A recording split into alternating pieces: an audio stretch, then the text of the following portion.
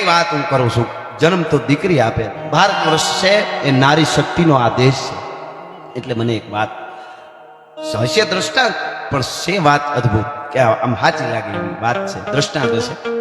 એક ગામમાં એક બાપાને 5 દીકરા, એક દીકરી. દીકરી હારે, 5 દીકરામાં 2-3 ના લગ્ન થઈ ગયા, 2 ના બાકી. દીકરી સાસરે. બાપા બીમાર પડ્યા. ટૂંકમાં વાત કરું તો ગુજરી ગયા. પછી બીમાર પડ્યા ને પછી ગુજરી ગયા. ભાઈઓએ જલ્દી સમાચાર દીધા. દીકરાઓએ સમાચાર દીધા બેનને કે બાપુ ની તબિયત. એમ ન કીધું બાપુ ગુજરી ગયા છે. બાપુ દીકરી છે ને, બેન છે ને, એને એમ કીધું બાપુની તબિયત બરાબર નથી બેન, તું જલ્દી જે બસ મળે એમાં આવી જા, અને તાને જોહે તાન બાપુ અડધા હાજા થઈ જાય, પણ તું જટ આવી બેન. દીકરી જોજો.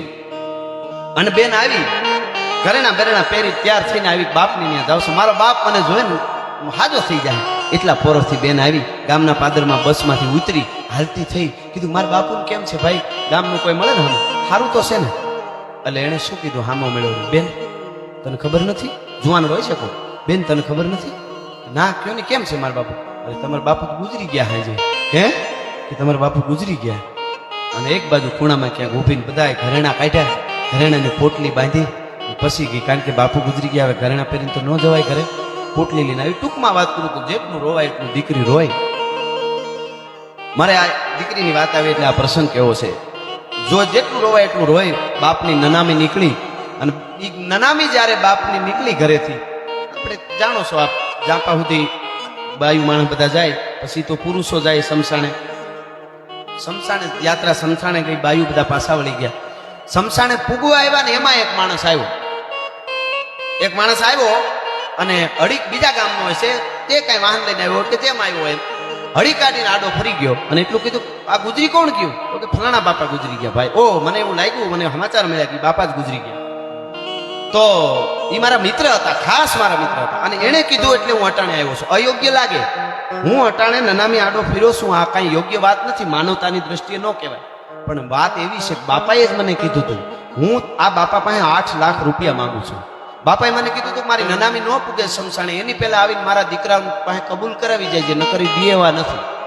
એના બાપાએ એવું કીધું. બોલો. એટલે કે પૈસા, અને બીજું રૂપિયા તરત લેવા એવું નહીં, પણ મને એટલું કહી દો કે તમે કેટલા 5 ભાઈઓ છો ને? તો કે હા. કયો દીકરો અથવા તો બધા કબૂલી લ્યો કે 8 લાખ રૂપિયા તમે મને નિરાતે પણ આપી દેશો, એટલું કબૂલી લ્યો. એટલે હું જ એટલે ઓલા ગરમ થવા માંડ્યા કે મારા બાપાની નનામી શમશાને જાય છે એના રૂપિયા. તો કે તમારા બાપાએ મને કીધું હતું, મારો વાંક નથી, નકર હું ન આવું. એ કે મારું એટલું વેણ મિત્ર માનજે, હું એનો મિત્ર છું. આમાં કબૂલ કોલ કરે ત્યાં તો મીંડ્યા બોલવા, સૌથી મોટો કે નકામું આગળ બીજી થાય, એથી નાનો કે મૂળ દેવાના નથી ને, એથી નાનો કે હું તો હજી નોખો હમણાં થયો ને, 2 કે મારા લગ્ન એ બાકી ને એ બાકી આપણે કોઈને દેવાના નથી ને, બધા મીંડ્યા ફરવા. એ બધું આમ ને. તો કે તો હું અહીંથી હટવા નથી ને, તમને અગ્નિદાહ નહીં દેવા દઉં તમારા બાપાને. એટલે મીંડ્યા બોલવા કે બાપા ભેળો હળગાવી દે, હું હટી જાય તો સારું છે, નકર 5 ભાઈઓ છે હળગાવી દે હું બાપા ભેગો. તારા રૂપિયા ગયા બાપા ભેગા, લેતો આય જા. તારા રૂપિયા ગયા બાપા ભેગા. રકજક આલ્યા 15-20 મિનિટ. ઘરે ખબર પડી ગઈ, બાયુ માણસ જે બધા ઘરે હતા ત્યાં પડી. કોક આવ્યો છે ને રૂપિયા માગે છે. એ હળી કાઢીને દીકરી એક જ હતી આવી. પોટલું ઘરેણાનું તો હતું જ સાથે. એ ઘરેણાનું પોટલું લઈને આવીને ઉભી રહીને શમશાનમાં આવીને કીધું કોણ મારા બાપુ પાસે રૂપિયા માંગે છે? બાપા ભાઈ કે બેન હું માંગુ, તમે કોણ છો? તો હું આ બાપાની દીકરી છું. તો કે તારા ભાઈઓને કે કબૂલ કરી લે, હું અટાણે લેવા નથી આવ્યો. પણ તારા બાપાએ મને કીધું તું. તો કે ઈ કબૂલ કરે કે ન કરે, એ મારા 5 ભાઈઓ છે. પણ બાપા એક વાત મારી માનો, આ 5 લાખના ઘરેણા છે, 8 લાખ માંગો છો ને તમે મારા બાપુ પાસે. આ 5 લાખથી વધારે હોય હોની કે તો જ 5 લાખ વાળજો. 3 લાખ બાકી રહીએ એ કાળી મજૂરી કરીને હું પૂરા કરી દઈશ, પણ મારા બાપને અગ્નિદાહ દેવા દો. મારા બાપની નનામી ન રોકાવી જોઈએ, હું એની દીકરી છું. કાળી મજૂરી કરીને હું પૂરા કરી દઈશ, પણ મારા બાપને અગ્નિદાહ દેવા દો. મિત્રો, તેથી ઓલો જે માણસ 8 લાખ રૂપિયા માંગવા આવ્યો હતો ને, એને એટલું કીધું દીકરી તને વંદન કરું છું, 5 ભાઈઓ ન માન્યા પણ તું દેવા માટે અટાણે આવી. તો હવે બધા સાંભળી લ્યો, ઘોઘાઓ પાસે તમે સાંભળો. ઈ કે હા, અને ગામના લોકો તમે સાંભળી લ્યો. આ દીકરી અટાણે 5 લાખના ઘરેણા મને આપે છે, અને બીજા પૈસા કહે છે કે કાળી મજૂરી કરીને તમારા પૂરા કરી દે. એના વચનમાં, એના વેણમાં એવી તાકાત એની ખુમારી છે કે આપી દે, મને ભરોસો. પણ હવે સાંભળી લ્યો, બધાય સાંભળો, ગામવાળાઓ, 5 દીકરાઓ તમે સાંભળી લ્યો. તમારા બાપા મારા ખાસ મિત્ર હતા, અને એણે કીધું તું એટલે હું અટાણે આવ્યો છું કહેવા માટે. 8 લાખ રૂપિયા તમારા બાપ પાસેથી મારે લેવાના નહોતા એને દેવાના હતા, પણ હું વારસદાર ગોતતો તો કોને દેવા જોઈએ ભલા માણસ, મારે લેવાના નહોતા દેવાના.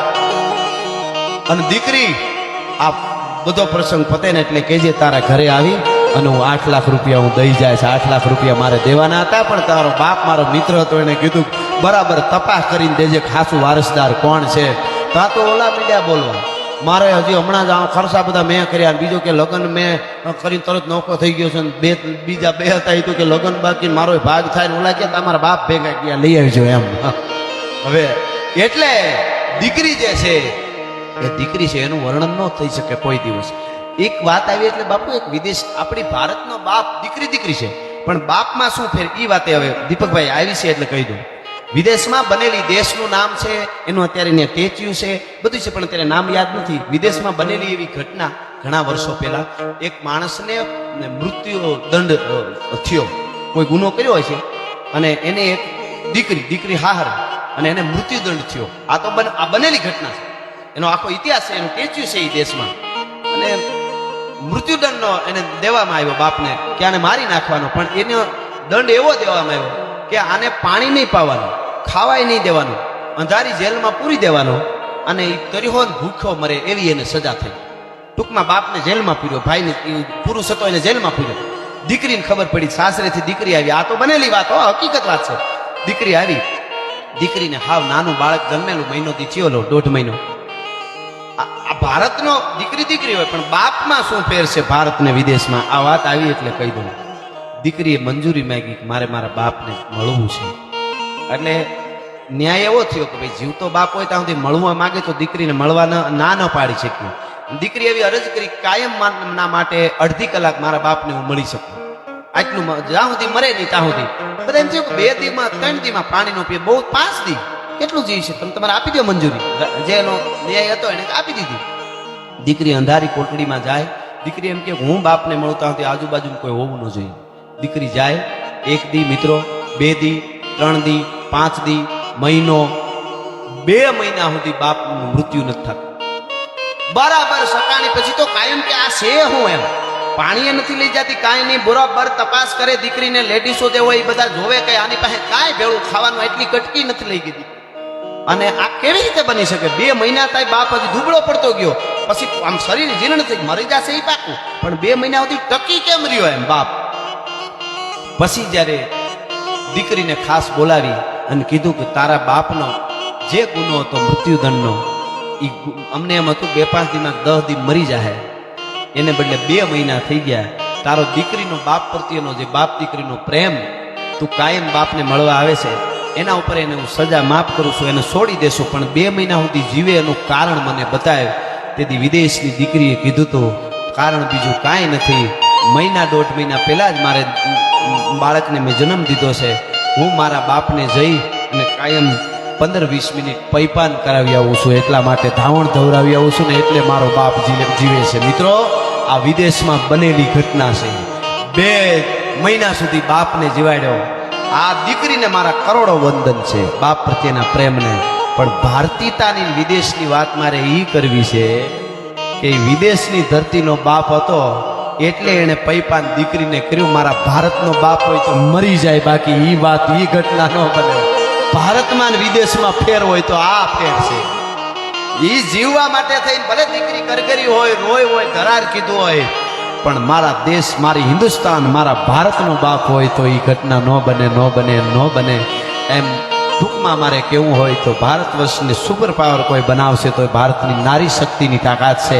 આજે નારી શક્તિ નો પર્વ 9 દિવસનો આપણે ઉજવો, પછી દશેરા અને 11 એવા ઉજળા પર્વમાં એવી રવેચી રવરાય વિરાટ રૂપમાં બિરાજમાન થઈને એક નારી શક્તિમાં બિરાજે અને ખોટા કેડા છે એ ભૂલીને મારા દેશની દીકરીઓ ઉજળો ભારતનો ઇતિહાસ છે એને પાછો નવો સર્જે એવી પ્રાર્થના સાથે છેલ્લે 2 મિનિટ માટે રામવાળાનું સપાખરું કહી મારા શબ્દોને વિરામ આપીશ. ખરેખર તમને ધન્ય છે કે તમે આટલી સમયથી 1.5-2 કલાકથી સતત બધા એમને સાંભળ્યા બાપુ, આપે પણ હાજરી આપી એટલે 2 મિનિટ માટે